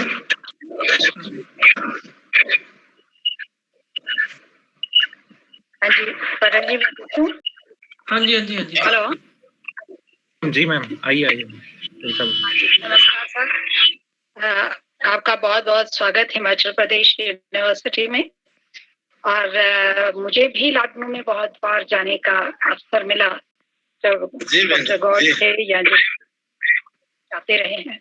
आपको स्मरण होगा मैडम, तो मिले हैं आपसे, अगर स्मरण होगा तो मिले हैं हम आपसे। बिल्कुल, मुझे याद है जी, मिले हैं बहुत सेमिनार। जी। सर, मेरा एक प्रश्न है, जो आपने स्मृति के लिए कहा कि स्मृति जो है वो अच्छी हो या बुरी, उसे याद नहीं रखना चाहिए। इसके बारे में दो चीजें हैं कि अगर हम भगवान के प्रति अर्पित हो जाते हैं, या कहिए समाधि में या आनंद की अवस्था में कभी भी आप आते हैं, जब भगवान के साथ जुड़ने वाली बात है मेरी, कि उस आनंद में जब आप रहते हैं, उसके बाद फिर आप उस आनंद अवस्था से वापस आ जाते हैं। तो अगर हम उस आनंद की अवस्था को स्मृति के रूप में नहीं याद रखेंगे, तो हम कैसे फिर उसमें दोबारा जाने की इच्छा प्रकट कर सकते हैं? मुझे लगता, जी मैडम, बहुत अच्छा प्रश्न आपने किया। मुझे लगता है, मैं समझ गया आपकी बात। जी, मैं समझ गया आपकी बात। प्रायः जो है, जब हम उस अवस्था में जाते हैं ना, आनंद की अवस्था में पहुंच गए, तो मुझे नहीं लगता कि हमें उस आनंद की अवस्था में पीछे आना है, फिर तो हमें परमानंद की अवस्था आगे बढ़ना है। तो वो जो है, वहाँ स्मृतियों के लिए कोई स्थान नहीं है। वहाँ ये तो हमारी जो संसार में है, संसार की चीजों में, वो चाहे सुखद स्मृति हो चाहे दुखद स्मृति हो। ऐसा देखा गया कि एक व्यक्ति जो है, सिपाही से सीधा उसका प्रमोशन हो गया। अब वो डीएसपी के रूप में उसने खूंखार आतंकवादी को पकड़ा, और आप देखिए कि वो अपने आप पे नियंत्रित नहीं हो पाया और चार्ज लेते लेते चला गया, दुनिया से चला गया। यानी ये जो खुशी है, इस पे भी कंट्रोल होना बहुत जरूरी है, इस पर भी नियंत्रण बहुत जरूरी है। और जब आप जिस बात की बात कर रही हैं कि जब हम ध्यान करते करते आनंद की स्थिति में पहुंच गए, तो मुझे लगता है कि हमें तो वहां से परमानंद की स्थिति में जाना है। हमें वापस आकर के फिर उस आनंद की स्मृति करने की बात नहीं होनी चाहिए, और उससे तो हमें आगे बढ़ने की बात होनी चाहिए। और ये रही बात, जब पतंजलि कहते हैं, तो ये एक तरह से सांसारिक जो स्मृतियां हैं, वो चाहे सुखद हो चाहे दुखद हो, उन स्मृतियों पर हमें नियंत्रण करना चाहिए, उनका निरोध करना चाहिए। अब अगर कोई मान लीजिए राजा बन जाता है, तो फिर रंक नहीं बनना चाहेगा। अब अगर हम ब्रह्म की अनुभूति कर लिए, तो फिर हम अपने आत्मा में वापस नहीं लौटना चाहेंगे, तो फिर वहां सोचे कि आत्मा की में आकर के और फिर हम स्मृति करें, वो एक अलग बात होती है। जैसे कहा गया है, पुण्य छीड़े मर्त्य लोके विशन्ति, आप की बात कर रहे हैं कि जब हम स्वर्ग लोक में गए और वो पुण्य कर्म छीण हो गए तो फिर हम पृथ्वी पर आ गए, तो पुण्य छीड़े मर्त्य लोके विशन्ति। तो अब आप देखिए, जब मृत्यु लोक में फिर से आना पड़ता है, अगर आप उसकी स्मृति करेंगी तो आपका वो दुख ही बढ़ाएगा, यानी इस संसार में रहते वो आपका दुख और बढ़ाएगा कि हम कहाँ से कहाँ आ गए। यानी राजा रंक का राजा बनना तो सुखद स्थिति होती है, लेकिन राजा का रंक बनना बहुत दुखद स्थिति होती है। मेरा मतलब यही है कि स्मृति है, चाहे सुखद हो या दुखद हो, हमें वो हमारे योग की साधना के में बाधक बनती है। क्योंकि अगर आप जैसे योग कर रहे हैं, अब आपको बहुत सारी स्थितियां आने लगी कि मैं यूनिवर्सिटी में प्रोफेसर बनी थी या विभागाध्यक्ष बनी थी, ये उपलब्धि मिली है, ये सब। अब आप देखिए, वो है सुखद स्मृतियां, लेकिन वहां आपके योग में तो विराम दे रही है ना, आपका ध्यान तो डाइवर्ट कर दिया ना। इसीलिए कह रहे हैं कि सुखद स्मृतियों को भी में रखना है, और यदि वो सुखद स्मृतियां आनंद की अनुभूति अगर करा रही हैं, तो इसका मतलब परमानंद से मुझे अलग कर रही है। तो ये इसीलिए हम कह रहे हैं कि उन स्मृतियों को भी जीतना जरूरी है। जी जी, धन्यवाद। और कोई? हाँ, नमस्ते सर। हाँ जी, प्रदीप जी बोलिए। सर अभी सर बोल रहे थे कि गीता का ही उन्होंने रेफरेंस दिया, योगा कर्मसु कौशलम। तो सर बहुत दिन से मेरे मन में एक प्रश्न था,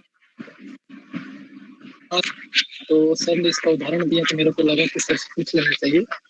सर इसका जो अर्थ निकलता है कि कर्म में दक्षता ही योग। मैंने उस समय मैंने उसी समय क्लियर कर दिया था कि कर्म में प्रवीणता किस प्रकार के कर्म में, सकाम कर्म में नहीं, सकाम कर्म में नहीं, निष्काम कर्म में। और मैंने उदाहरण भी दिया था कि स्वयं भगवान कृष्ण कह रहे हैं कि नमे पार्थास्ति कर्तव्यम त्रिश्लोकेषु किंचन नानवाप्तम आप्तव्यम वर्त्यो च कर्मणि। अब मेरे लिए कोई जरूरत नहीं रह गई, कोई चाहत नहीं है, लेकिन फिर भी कर्म के लिए कर्म कर रहा हूँ। Duties for the sake of duty, duties for the sake of duty, कर्तव्य के लिए कर्तव्य करना। तो ये जो है कर्तव्य के लिए कर्तव्य करना, ये हम टीचर हैं, हम टीचर हैं तो हमारा काम क्या है? पढ़ाना। हमारा काम पढ़ाना है, न कि हम क्लास छोड़ करके और जा करके जो है उस समय हम किसी कोचिंग क्लास में पढ़ाएं, क्लासरूम छोड़ करके कोचिंग में पढ़ाएं, ये हमारा काम नहीं है। हमारा काम जो है वो है एक टीचर होने के नाते पढ़ाना हमारा काम है। तो हमें दक्ष होकर के उस काम को करना चाहिए, और ये नहीं, तब ये नहीं सोचना चाहिए। कुछ लोग ये सोचते हैं ना कि मैं ज्यादा क्यों पढ़ाऊं, मुझे तो इतनी ही तनख्वाह मिलती है तो मैं ज्यादा क्यों पढ़ाऊं। ये नहीं होना चाहिए। आप उस समय एक टीचर हैं। हर व्यक्ति का यानी स्वकर्म ही स्वधर्म है। हम टीचर हैं, हमारा काम पढ़ाना। आप स्टूडेंट हैं, आपका काम पढ़ना। ये नहीं कि विश्वविद्यालय में जिंदाबाद मुर्दाबाद के नारे लगाना, ये काम नहीं है। डॉक्टर है, उसका काम इलाज करना है। इंजीनियर है, उसका काम, सबके अपने अपने जो काम है, my place and my service, अगर इसकी पालना मित्रों अच्छे ढंग से हो तो मैं समझता हूं कि my place and my service की पालना हो तो समाज में कोई अव्यवस्था नहीं होगी। समाज में अव्यवस्था इसलिए है क्योंकि हम my place and my service की पालना नहीं कर रहे हैं। यानी छात्र मनोयोग पूर्वक पढ़ नहीं रहे हैं, जिंदाबाद मुर्दाबाद के नारे लगा रहे हैं। टीचर जो है क्लासरूम में न जा करके कोचिंग सेंटर पे जा रहे हैं। इसी तरह से डॉक्टर जो है वो इलाज के लिए जो है एडवांस पेशगी की मांग कर रहा है। तो जब तक होता रहेगा तब तक समाज में अव्यवस्थाएं रहेगी। इसलिए my place and my service या कर्तव्य के लिए कर्तव्य या गीता का जो निष्काम कर्म है इसका पालन करना जो है ये जरूरी है। तो ये जब यानी कर्मस योगा कर्मस कौशलम की बात कही गई तो निष्काम कर्म की दक्षता कही गई, सकाम कर्म की दक्षता नहीं कही गई कि आप जो है यह सत्ता पद और इसके लिए आप जो है भटकते रहें।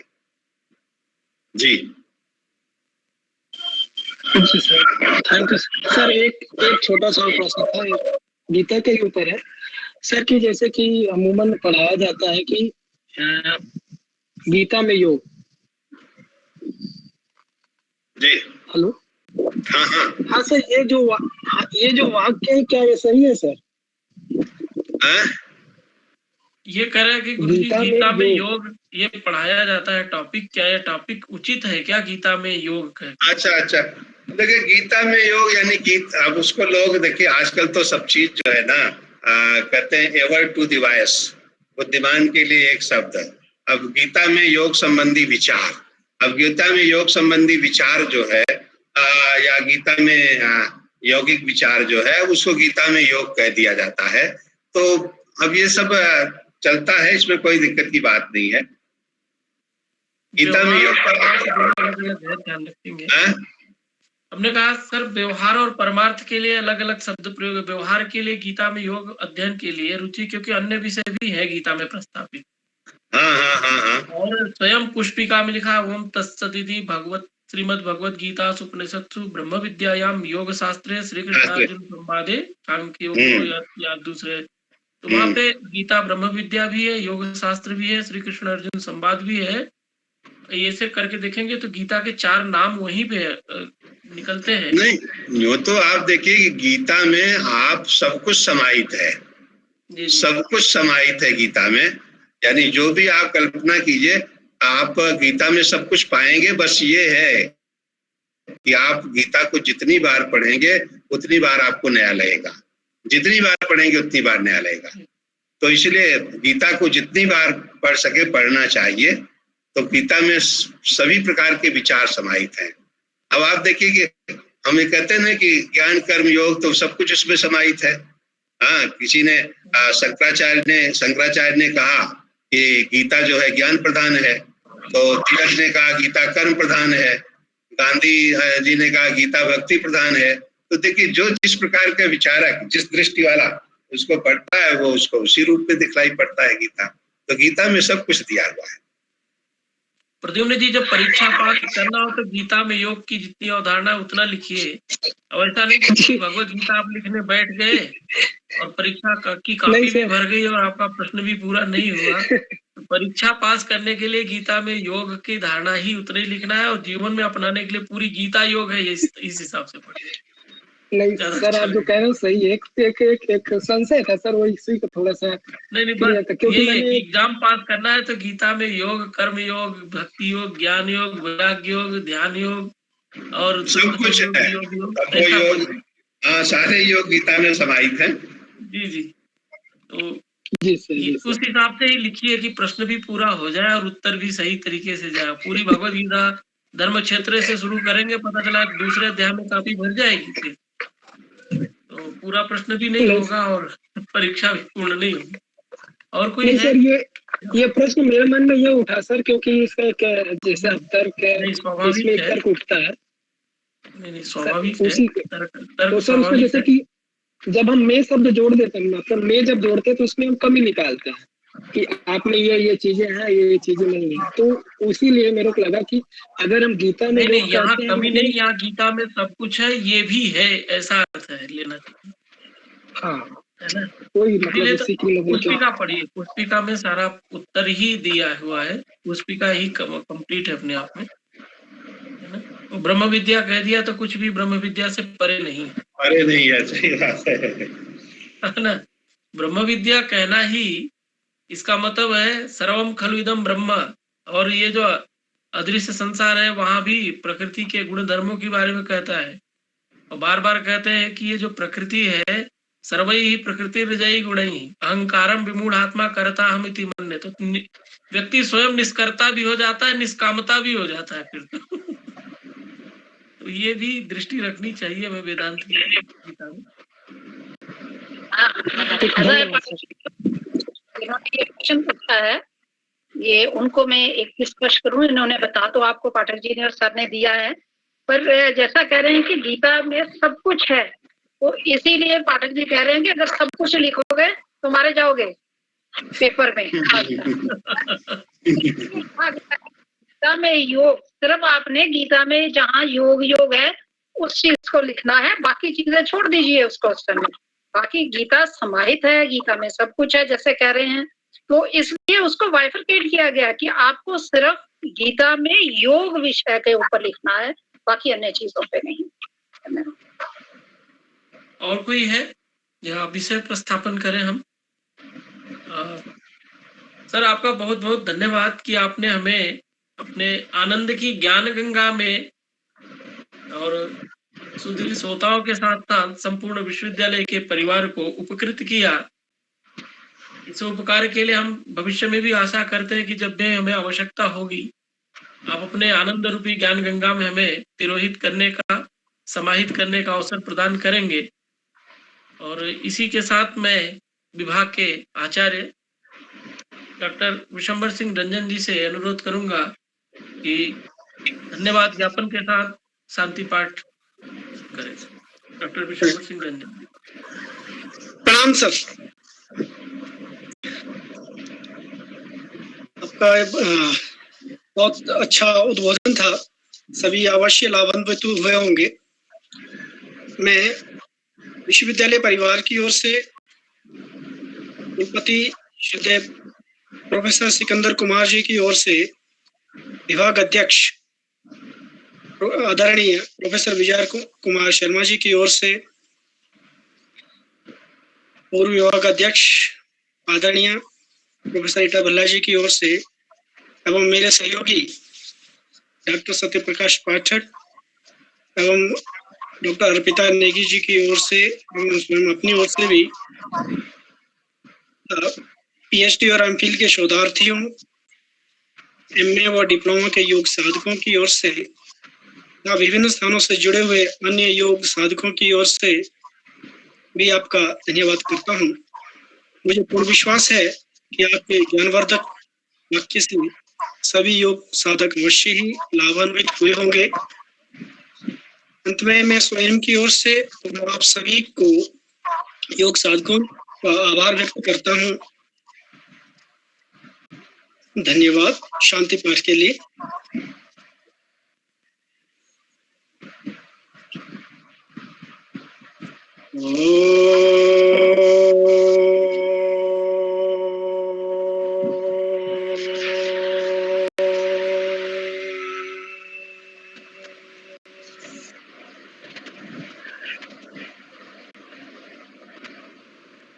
सर्वे भवन्तु सुखिनः, सर्वे सन्तु निरामयाः, सर्वे भद्राणि पश्यन्तु, मा कश्चित् दुःखात् भवेत्।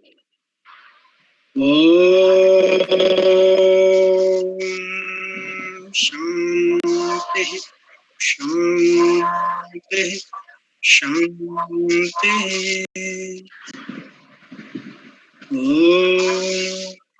प्रणाम। धन्यवाद। प्रणाम सर। हम आशा करते हैं कि भविष्य में भी हमारे साथ ऐसे जुड़ेंगे और हमारा उद्बोधन करेंगे।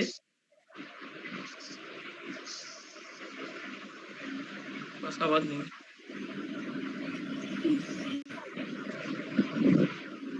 सर शायद आवाज की डिस्टर्बेंस हो गई है, आवाज थोड़ा इशू हो गया। सर प्रणाम सर। आनंद सर प्रणाम। जी जी जी जी, बहुत अच्छा लगा, बहुत बढ़िया जो है। प्रणाम सर। सर का उद्बोधन बहुत अच्छा था, बहुत ही अच्छा रहा और निश्चित रूप से भविष्य में हम फिर से इन्हें सुनेंगे।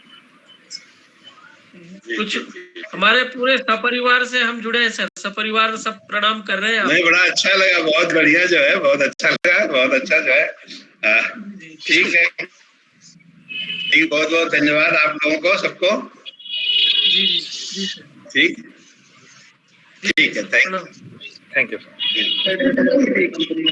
Thank you sir.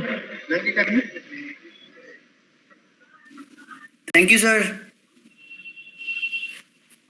प्रणाम सर। प्रणाम sir. Thank you sir. Thank you. Plus सब लोग अपना रजिस्ट्रेशन करा देना, रजिस्ट्रेशन कराना मत भूलना। ऑनलाइन वर्कशॉप हो गई है 7 to 12 की, और रजिस्ट्रेशन लिंक भी मैंने सेंड कर दिया था। अगर किसी के पास अवेलेबल नहीं है तो वो मुझे पर्सनल नंबर पे भेजे और मैं उसे रजिस्ट्रेशन लिंक भेज दूंगा। तो please register yourself for upcoming online workshop. Thank you. Sir वो कब से हो रही है सर जो आप बता रहे हैं? 7 to 12 होगी। 7 तारीख से स्टार्ट होगी और 12 तारीख तक है। और 11:30 बजे सेशन स्टार्ट होगा लेक्चर सीरीज, जो 1 बजे तक है, और 1 बजे से लेकर 2 बजे तक हमारा प्रैक्टिकल सेशन होगा। तो वो 7 से स्टार्ट होगा, मंडे जो अपकमिंग मंडे है वहाँ से स्टार्ट होगा। ओके सर, लेकिन आपका कैसे रजिस्ट्रेशन लिंक मिलेगा कैसे? आपका नंबर नहीं है। आप मैं नंबर मैसेज में टाइप कर देता हूँ, आप उस पर मुझे व्हाट्सएप भेज दें, हाय भेज दें, मैं अपने आप आपको लिंक भेज दूंगा। Okay sir, that's my number, I think show होगा 9988041627। जी व्हाट्सएप पे हाय भेज दें, मैं आपको रजिस्ट्रेशन लिंक सेंड कर दूंगा। Okay sir, thank you sir. Sir कल का भी बन चुका था हमारा ब्रोशर। हाँ, कल का ब्रोशर बन चुका है, तो आप सेंड करिए, अपलोड करते हैं और एक बार कंफर्म करते हैं, फिर नेक्स्ट वीक का थोड़ा सा शेड्यूल तय करते कि 11-12 तक तो है हमारे पास, आगे के लिए हो जाएंगे। जी सर, जी सर। मैं थोड़ी देर बाद आपसे कनेक्ट हो लेता हूँ। हाँ जी सर।